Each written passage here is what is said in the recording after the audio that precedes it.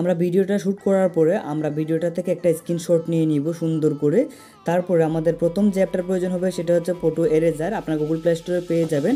তারপরে সেই স্ক্রিনশটটা এখানে ইনপুট করে দেবো, তারপর এটাকে এরেজ করব। আমাদেরকে অবশ্যই সাবজেক্টটাকে এরেজ করতে হবে এখান থেকে। তো সাবজেক্ট হচ্ছে আমাদের গাড়িটা, এবং আমাদের ব্যাকগ্রাউন্ডটাও কিন্তু প্রয়োজন হবে, কারণ ব্যাকগ্রাউন্ডটার মধ্যে আমরা পরবর্তীতে গাড়িটা এনে বসাবো। পাশে একটা বিল্ডিং রেখেছি আমি সাবজেক্টটার পাশে, তো আপনারা দেখতে পারবেন। দেখেন আমার হচ্ছে এটা হচ্ছে আমার ব্যাকগ্রাউন্ডটা। তো ব্যাকগ্রাউন্ডটা কিন্তু আলাদাভাবে আপনি সেভ করবেন, উপরের দিকে দেখে সেভ, তো সেভে ক্লিক করে আপনারা সেভ করে নেবেন।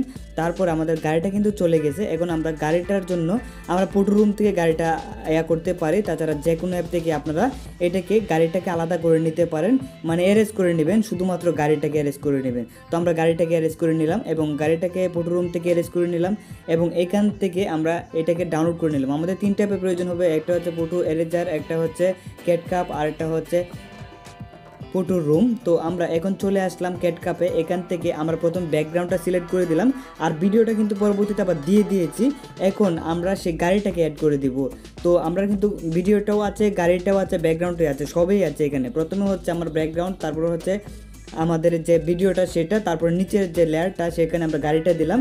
তারপরে এখান থেকে আমরা একটা ওভারলে ইফেক্ট আনবো। তো এই ইফেক্টটা কোথায় পাবেন? এই ইফেক্ট আপনারা ইউটিউবে সার্চ করলেও পেয়ে যাবেন, তাছাড়া আমার ভিডিও ডিসক্রিপশনেও লিঙ্ক দেওয়া যায়। তো এটা তো আমরা এখানে দিব না, এটা দিব আমরা সেই বিল্ডিংটার মাথায় বা উপরের দিকে দিব, যেখান থেকে আমাদের গাড়িটা আসবে। তো এখানে এটা আমরা অ্যাডজাস্ট করব, মানে সমান সমান করে দিলাম গাড়িটা এবং আমাদের সেই ওভারলিটা এখান থেকে সমান সমান করে রাখবেন।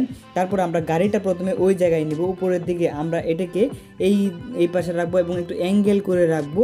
এবং আমার মনে হয় এখানে আমরা যদি লেয়ার ব্যবহার করি তাহলে আমার মনে হয় 2 নাম্বার লেয়ারটা সবচেয়ে বেস্ট হবে।